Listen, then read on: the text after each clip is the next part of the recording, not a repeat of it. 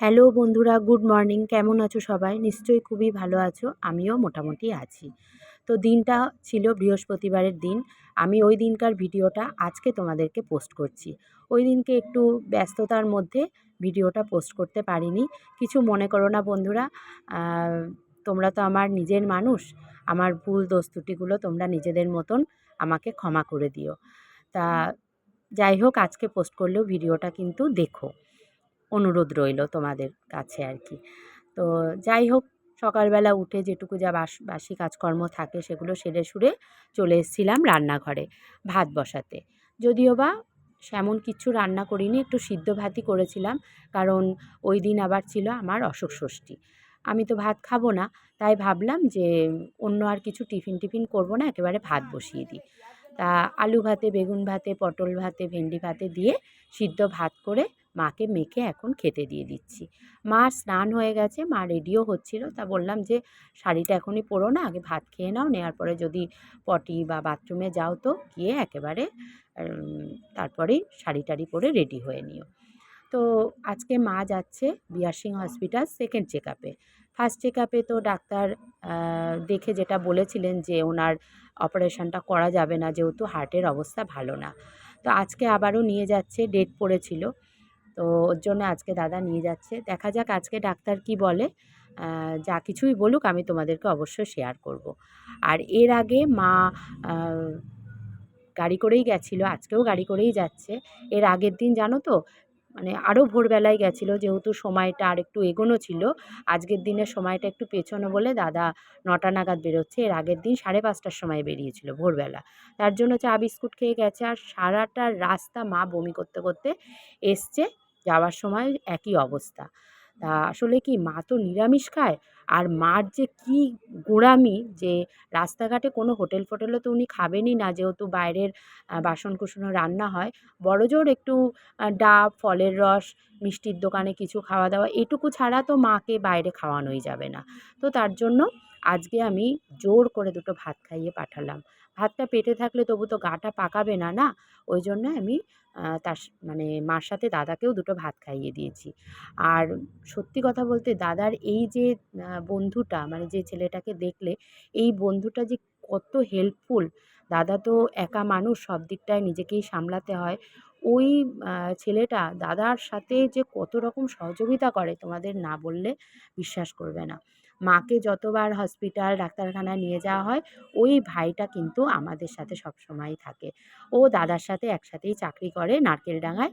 আজকেও ও যাচ্ছে। ও বিআর সিং অবধি যাবে। মানে মা আর দাদাকে নামিয়ে তারপরে ও চলে যাবে সোজা নারকেলডাঙায়।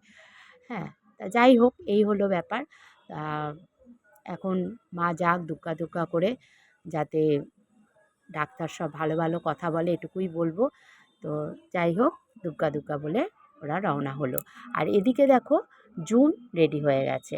কারণ হচ্ছে জুনের আজকে থেকে পরীক্ষা শুরু। মারা যাওয়ার ঘণ্টা ২ বাদে জুন স্নান-টান করে খেয়ে-দেয়ে রেডি হয়ে নিয়েছে।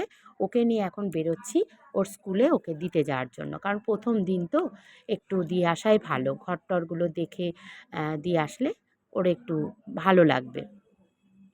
আর সন্তানদের জীবনের পরীক্ষার, প্রত্যেকটা পরীক্ষার আ পদক্ষেপে বাবা-মা পাশে থাকলে সন্তানদের কিন্তু মনের জোর অনেকটা বেড়ে যায়। আর এদিকে দেখো, জুন মানে টেনশানের চোটে ব্যাগের চেনটা আটকাতেই ভুলে গেছে। তা আমি দেখে আবার চেনটা লাগিয়ে দিলাম। যাই হোক, ফার্স্ট হাফের পরীক্ষাটা আ মোটামুটি হয়ে গেছে। দেখতে পাচ্ছ ক্লাস 9 এ যারা পড়ে তাদের ফার্স্ট হাফে পরীক্ষা ছিল। আর সেকেন্ড হাফে হচ্ছে জুনদের হচ্ছে। জুনদের পরীক্ষাটা ১:৩০ থেকে ৩:১৫ অবধি হবে। তো আর ওই যে দেখো, রুম নাম্বার সব দিয়ে দিয়েছে। তো রুম নাম্বার দেখে জুনকে আমি ভেতরে ঢুকিয়ে দিয়ে আসলাম। আর এই হলো জুনদের স্কুল। ওই যে দেখো, এই যে এইটা হলো জুনদের স্কুল। তো টুকটুকি করে ফিরছি যখন, তখন আবার আমার মা ফোন করেছে। ফোন করে বলছে যে, "তোর আর পুজো, মানে অশোক ষষ্ঠী তো আজকে, অশোক ষষ্ঠীর পুজোর ব্যাপারে তোকে চিন্তা করতে হবে না। আমি সমস্ত জোগাড়জান্তি করে রাখবো। তুই বরঞ্চ ঘরের লক্ষ্মী পুজোটা দিয়ে চলে আয়। জুনকে নিয়ে একেবারে চলে আয়, এখানে এসেই খাওয়া-দাওয়া করিস।" তো আমি তো একটা দারুণ সুযোগ পেয়ে গেলাম। আমাকে আর বাড়িতে এসে রান্নাবান্না করতে হয়নি। বাড়িতে এসে কিছুটা কাচাকুচি করেছি, ওয়াশিং মেশিনে জামাকাপড় ছিলই দেওয়া, তো ওগুলোকে কাচাকুচি করে একেবারে স্নান টান করে চলে এসেছি পুজোর ঘরে। আর এই হলো আমার লক্ষ্মীর ঘট, আর গুরুদেবের ঘরটাও আমি রেডি করে নিয়েছি। আমি আবার আজকের দিনেই গুরুদেবের ঘরটাও বসিয়ে নিই। আর তোমাদেরকে এক ঝলক দেখাই আমার গুরুদেবকে, আমি কার কাছে দীক্ষিত। এই দেখো, এই যে হলো আমার গুরুদেব। তো সমস্ত কিছু গুছিয়ে গাছিয়ে বৃহস্পতিবারের পুজো তো কমপ্লিট করে ফেলেছি। আর তোমাদেরকে একটা জিনিস দেখাই, আমি এর আগে কোনো দিন আমার তুলসী মঞ্চটা তোমাদেরকে শেয়ার করিনি। এই হলো আমার ছোট্ট তুলসী মঞ্চ। তার সেখান থেকে উঠে আমি পুজো আচ্ছা করে রেডি টেডি হয়ে জুনকে আনতে চলে এসেছি। তো জুনকে জিজ্ঞাসা করছি, কেমন রে পরীক্ষা হয়েছে? তা বলছে ভালোই হয়েছে। যাক, ভালো হলেই ভালো।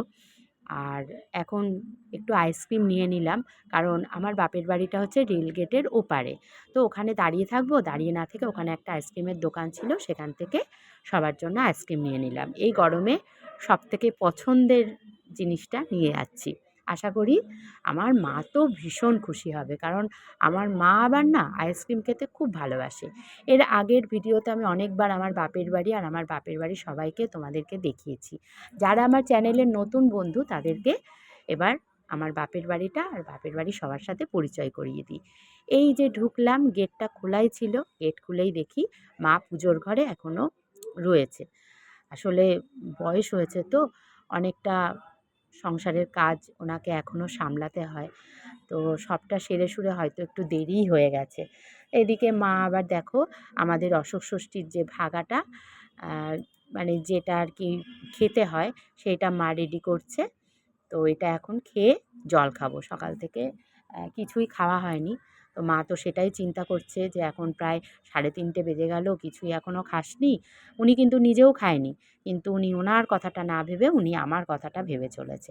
আর এই যে মার জন্য আইসক্রিম নিয়ে গেছি, মা বলছে খুব ভালো করেছিস, আমার মনটাও আইসক্রিম আইসক্রিম চাইছিল। দাঁড়া আগে এটা খেয়ে নে, তারপরে আমি ওটা নিচ্ছি, নিয়ে ফ্রিজে রাখছি।